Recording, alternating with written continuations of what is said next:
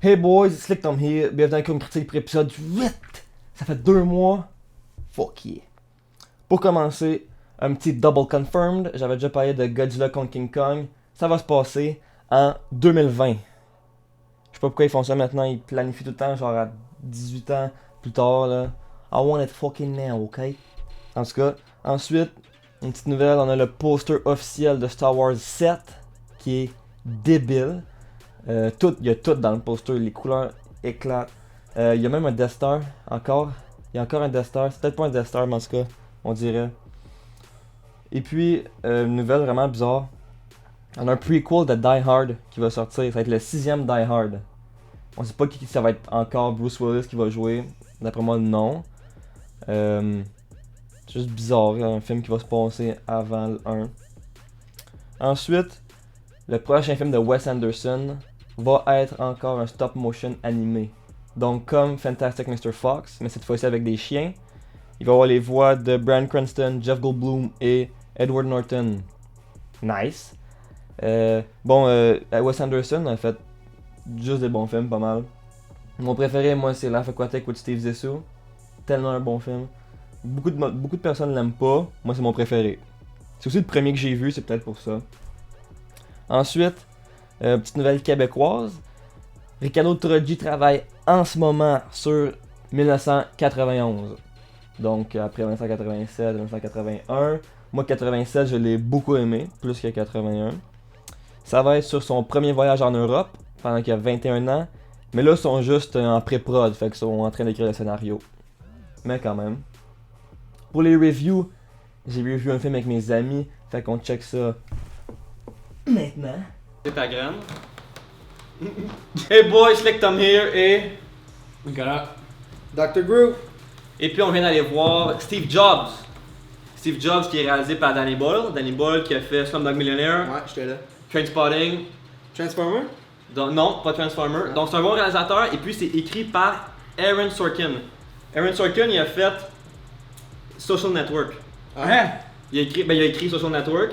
Donc il aime ça écrire des trous de cul, hein. On a remarqué. Des trous de cul intelligents.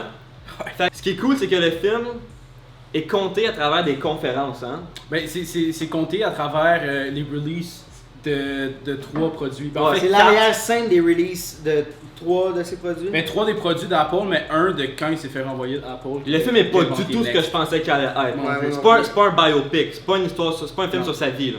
Après c'est qu'il est ça. décédé, il y a eu un film comme 2 ou 3 ans après. Jobs, c'est vraiment sur l'histoire de comment ils ont bâti Apple. Puis l'histoire de Steve Jobs dans Apple. Mais Steve Jobs, qui est le film qu'on vient d'aller voir, qui vient de sortir, c'est vraiment l'histoire de Steve Jobs. Parce que ça, Puis aussi ça reflète sur vraiment sa personnalité. famille. Ouais. Il c'est y a ça. beaucoup d'emphase sur sa fille à lui, qui s'appelle Lisa. Parce qu'il a renié que ça soit sa fille pendant très longtemps. Qui est- je trouve, moi j'ai appris quand même beaucoup d'affaires, je savais pas qu'il y avait une fille comme ça. Puis le film te dit que Steve Jobs est un trou de cul. C'était quand même. Tout le monde Non, savait un peu ben, que c'était. Ben attends, ça j'allais dire, il y a une nuance. Tout le monde disait que Steve Jobs. Tout le monde disait que Steve Jobs était un trou de cul. Et puis là, quand il est mort, bon, le monde a arrêté de dire ça. Mais là, le film commence en disant Steve Jobs est un trou de cul. Ça commence avec une scène incroyablement stressante. Puis Ouais. il va juste chier tout le monde. Ouais, mais dans le fond, c'est juste parce que ça fait partie de sa personnalité. Il était très perfectionniste, Ouais. mais il était très orgueilleux sur le fait que tout devait être parfait parce que il voulait la perfection, c'est ça. Et puis le film te montre c'était pas un trou de cul. Non. Moi, ce que j'ai compris, c'est que le film te montre comment les gens qui étaient proches de lui, qui l'aimaient, réagissaient à son succès et à sa volonté de perfection. Puis ça fait qu'au bout d'un moment, il la laissait puis il le trouvait trop de cul. Mais c'est parce qu'il comprenait pas dans quel contexte il faisait ces démarches-là. Ouais. On a tout un iPhone. en ce moment. Dans le film, tu vois, il y a comme un origin story du iPod. C'est quand même cool. Ouais, vrai. c'est vraiment hot. Ça, je savais pas. C'est Cette un petit histoire-là, clin c'est d'œil. vrai. C'était ouais. C'est malade. Bon, ça c'est le côté narratif. Côté esthétique, je dois dire, c'est pas un film qui est extrêmement beau. C'était filmé. Ce que j'ai beaucoup aimé, c'est que le film commence en 1984. C'est filmé sur du film. Ça paraît que c'est filmé sur du film. Puis je me dis, wow, si le film est tout filmé sur du film, je vais capoter. Puis après la matrice formelle, c'est devenu du digital, je pense. En tout cas, il y avait beaucoup moins de grains. Aussi, il y avait des Dutch angles, tu sais, des angles filmés comme diagonale. Il y en avait une coupe. Je suis pas un fan de ça. On a écouté le film en AVX. Ouais. Ouais, un ultra qui a VX. coûté Fait plus que cher. nos bancs ils penchaient à 45 degrés par en arrière, c'était On a payé, crissement c'est nice. ça. Mais Ben, à la fin, il a l'air du Steve Jobs que tout le monde connaît C'est avec vrai. un turtleneck. le tout. film a eu beaucoup de problèmes. Le monde disait tout que Michael Fassbender ressemblait pas à Steve Jobs. Puis au début, c'est vrai. Il ressemble C'est pas vrai, du tout. c'est vrai, Au début, ça ça Puis là, dès que le film se rend au prochain release, 98. c'est exactement Au release lui. du premier iMac, Il a les cheveux couleurs. coupés, il a les lunettes, il est habillé pareil. Celui qui était bleu avec des formes. Là. Ouais, ben bleu, il y avait des verts aussi. des Ouais. rouges, je pense.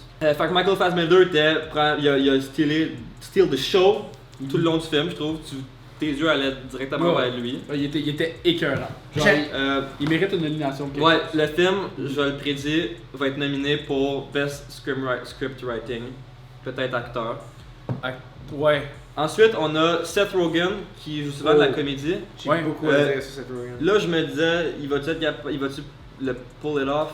Pas Genre, tant. sérieux. Je trouve pas Moi, je qu'il trouve qu'il y a a vraiment tant pas réussi. tant. Parce que, tu sais, il y a une voix très typique. Ok. Bref, je sais pas si c'est le fait qu'il a tellement fait de films de con, genre avec James Franco, Mhm. puis que cette voix-là est comme stockée dans notre tête pour être un gars con, mais il a quand même très bien joué Steve Wozniak. Ouais. Genre, tu le vois qu'il est en train de jouer quelqu'un de plus intelligent que lui. Là. Il a bien joué, mais quand on le mettait dans une même scène que Michael Fassbender, on voyait qu'il était pas la même classe d'acteur. À part la. Ben, c'est vrai que c'était pas la même classe d'acteur, mais la dernière scène, mais spoiler alert, genre un peu, quand il se chicane devant tout le monde. Ouais. Mais là-dedans, j'avais l'impression qu'il jouait son personnage de tous les jours, mais comme tout ce qu'il faisait, c'est chialer contre Steve Jobs. Comme tous les Ouais. autres personnages secondaires du film, il chiale contre Steve Jobs, puis c'est tout ce qu'ils font, puis ils lui disent à quel point c'est un trou de cul. Mais Pas au début. il l'avait bien. Sinon, il y il avait. est passé c'est à Jimmy net. Fallon avec Steve Wozniak. Oh, hein? Ouais, tu checkeras, c'est bon. Check it out. Jeff Daniels Daniels. et comme Très Chadley bon. qui dit malade. Il est assez débile dans Non, le film. malade. non qui ressemble le plus à Jack Daniels. Ensuite, Kate Winslet, je m'en colle ça un peu. De Kate Winslet. Mais qui? Elle jouait son agent. son Son bras partner droit, là. genre. La brune, là? Ouais, avec les lunettes là, qui Celle fait qui chaud. finit par avoir Bon. les cheveux longs. Tu m'as dit, Tom, je la trouve Pourquoi je chaude. la trouve chaude? T'as dit ça. Ouais, mais je sais pas c'est qui cette actrice-là, pour ça. Ok, donc en gros, bon film. Moi- En 2015, ok, je me disais, Chris, il n'y a pas de bon film encore, puis le coup de cœur. C'est pas mon coup de cœur, mais je dois dire, le Oscar season fucking started, boys. Mais c'est un, It's up! c'est un film avec une forme spéciale. Fait que Ouais, pas- c'est très pas- original comme film. pas La n'importe façon que quel c'est film. compté, c'est très J'ai original. vraiment, je m'attendais vraiment pas à ça et j'ai vraiment adoré ce que j'ai vu. Tu sais, d'un point de vue du fait qu'Apple, genre, c'est des trucs de technologique et tout, comment, genre, c'est vraiment nice. Fait que moi, check it out. Moi, c'est un gros check it out. Check the fuck it out, man. Check it the fuck out, toi, Check it Nick. the fuck out. Check it out en C'est- Chris. C'est unanime. Fait que check it tabarnak out. We're out, bitches. Ok, on vient de checker ça. Ensuite, pour les trailers, on a une annonce. Une annonce moyenne, je trouve. C'est Race. Race qui sort le 19 février 2016. Fait que ça porte sur Jesse Owens. Pour ceux qui ne le savent pas, Jesse Owens, c'est le coureur noir qui a couru aux Olympiques de 36 à Berlin, où est-ce qu'il y avait Hitler. Puis lui il est noir. Fait qu'il y avait Hitler. Puis lui il est noir. Hitler, il y a un petit caméo de Hitler dans l'annonce, c'est quand même cool. Il y a aussi Jason Sudeikis qui joue un rôle sérieux. Ok, quand même intéressant. C'est réalisé par Stephen Hopkins qui a fait rien. Il a rien fait. Je sais pas comment il a réussi à faire ça. Moi, je vais peut-être pas le check it out parce que c'est rendu maintenant, ils font des films genre qui se passent dans les années 30 mais de façon moderne. C'est bizarre, il y a comme du hip-hop dans l'annonce. Ça m'intéresse pas tant que ça.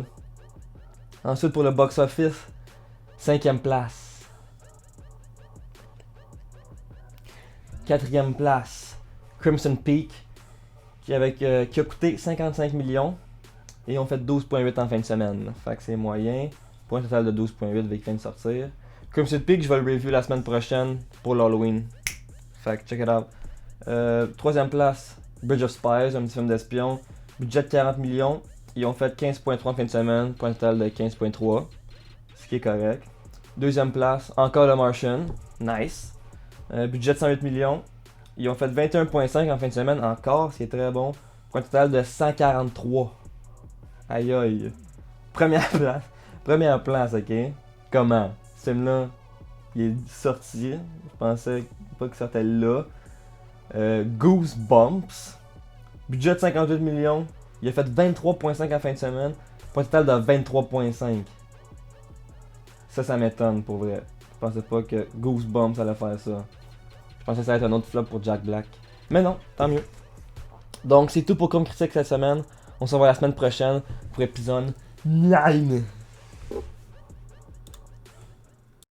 Marijuana and graduated the coke cause I need something stronger. Masculine dust, diners, injection, sensation. I love to experience a patient's medication. I smoke the drugs off the back of my hand. All I need is a hit of it and I create a new dance. Protect yourself, baby, cover yourself up. My body swings all over once my seizure erupts into a frenzy.